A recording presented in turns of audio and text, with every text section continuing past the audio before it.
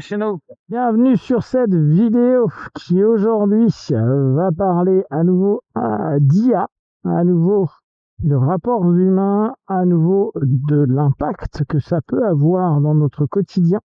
Et c'est en lisant des articles suite à l'émission dont je vous avais parlé concernant l'IA et tout ce qu'ils peuvent apporter comme fausses informations et autres, un reportage qu'il y a eu sur Arte, que je suis tombé sur un élément que je trouve passionnant, sachant que, on en a déjà parlé, mais un des gros problèmes actuels, c'est la solitude, que beaucoup d'adultes, d'anciens encore plus, et de personnes qui, on va dire, sont plus jeunes, mais qui malheureusement vivent dans une solitude qui est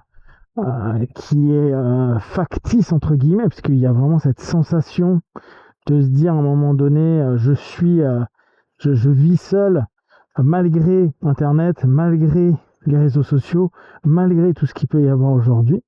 Et on se retrouve à avoir des jeunes qui, du coup, vont devenir potes avec ChatGPT, voire tomber amoureux de leur IA, qu'importe comment ils l'ont construit et programmé.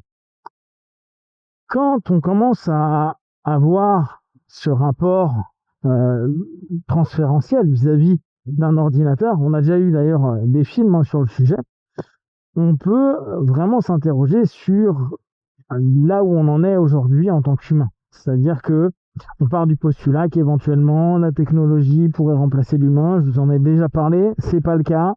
Ça ne risque pas d'être le cas parce que il manque le toucher, l'énergie, la sensation, l'émotion, bref, énormément de choses. Néanmoins, ça n'empêche que beaucoup de jeunes, et alors je disais un chiffre de 43%, c'est possible que ce soit plus, c'est possible que ce soit un petit peu moins, mais on va dire dans ces eaux-là, 43% des jeunes se sont créés des amis virtuels et une grosse partie ont pu en tomber amoureux. Alors là, je vais partir plutôt de la facette romantique, c'est-à-dire vivre une histoire d'amour. Quand on sait qu'aujourd'hui, il y a des attentes qui sont nombreuses de la part des hommes comme des femmes, on se rend compte que, notamment si vous avez un peu fréquenté des applis de rencontre, que personne n'est satisfait de personne. On sait qu'il y a un marché, hein, c'est-à-dire qu'il y a un nombre de demandes, un nombre d'offres, que la plupart du temps, il va y avoir plus de facilité pour les femmes à obtenir des hommes sur le marché. Là, on vient sur déjà ce qu'avaient partagé les PUA, et je vous laisse revenir sur The Game, dont on avait un peu travaillé dessus il y a quelques semaines.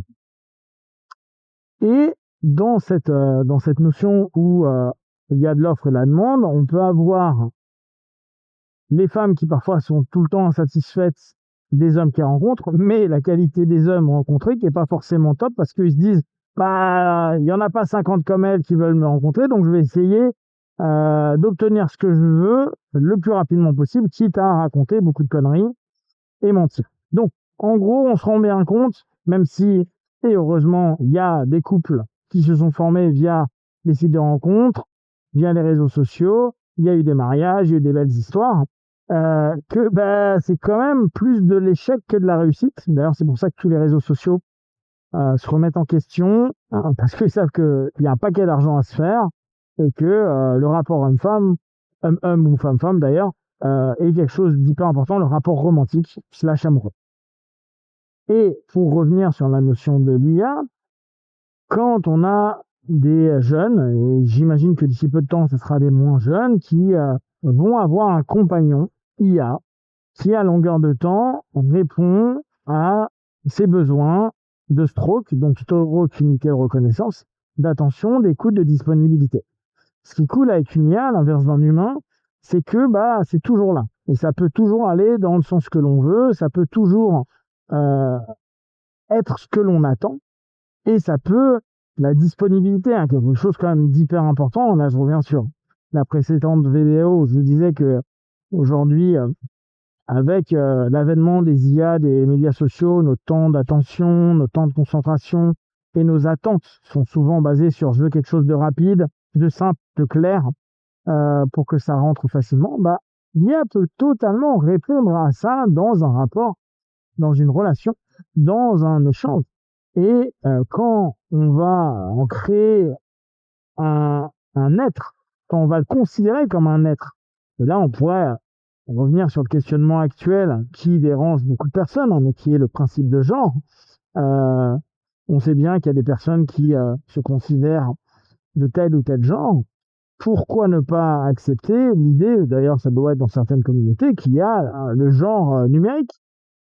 Et du coup, bah, pourquoi je pourrais pas être amoureux d'un genre numérique avec l'ensemble bah, des aspects qui me conviennent. En fait, à partir du moment où c'est un ordi, on ordi, en tout cas une intelligence artificielle qui répond à l'ensemble de mes attentes, je peux être que satisfait.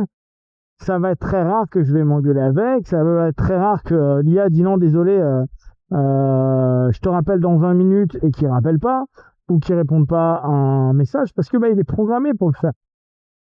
Ce qui fait que même si pendant un laps de temps, admettons que ce soit pas forcément une relation hyper romantique, que ce soit un peu platonique, mais avec une sensation d'habituation que il peut y avoir cette impression qu'il y a des êtres, des personnes, en tout cas des modèles qui répondent à nos attentes. Bah, c'est bien, j'ai de l'attention, j'ai de l'écoute, j'ai de la disponibilité. Comment voulez-vous, après, transposer ça dans le réel? Dans le réel, avec un homme, une femme qui va, lui, avoir sa vie professionnelle, peut-être sa vie parallèle, peut-être qu'il a déjà une famille, peut-être que il a des activités, des passions et autres.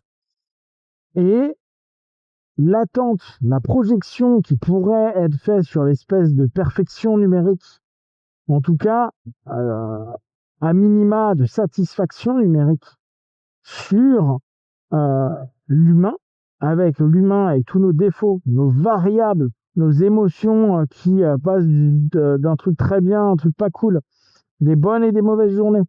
Comment vous voulez, si on continue comme ça, que les couples, les personnes qui veulent des histoires, et quand je dis couple, hein, ça peut être des troupes ou n'importe quel modèle amoureux, hein, ça c'est pas ce qui pour moi est le plus important.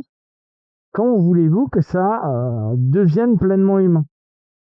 Euh, Il y a vraiment quelque chose qui risque, là aussi, tout comme ça commence à changer, notre sémantique, je vous en ai parlé il y a quelques temps, mais les expressions qu'on utilise, les mots qu'on utilise, qui sont très IA, parce qu'on les a eu à fond sur l'IA, euh, comment vous voulez que l'ensemble de notre attention, des attentes que l'on a sur une information et du coup sur l'autre, ne deviennent pas, ne s'installent pas complètement dans notre subconscient à dire non mais en fait dans la vie je serais satisfait que si c'est comme ça, et à terme, et on le sait au Japon c'est déjà un petit peu le cas et ça existe avec certains groupes qu'on va appeler des otaku, vont avoir des copines numériques qui sont souvent des bases de manga et qui dès qu'ils rentrent à la maison demandent comment ça va, comment s'est passée la journée, etc. Et se coupent complètement de toute relation, et on sait à quel point au Japon le rapport amoureux et le rapport sexuel est quelque chose d'hyper complexe. Et ben là, de même, on va se retrouver dans les mêmes problématiques parce que, comme je vous disais, jusqu'à 43% des personnes, des jeunes, ont déjà fréquenté, entre guillemets, ce type de relation numérique et donc vont certainement se programmer ou être en attente et automatiquement être déçus de l'homme ou de la femme qu'ils vont rencontrer dans le réel, avec tout ce qui ne répond pas à des fantasmes, à des projections, à une perfection, juste à l'humain, l'humain dans tout ce qui va être de bon comme de mauvais. Et malheureusement, le rapport de solitude risque tout simplement de ne pas changer. Et il y aura une espèce d'accomplissement d'un côté, mais quand même quelque chose qui manquera, ne serait-ce que sensoriellement. avec le numérique. À voir.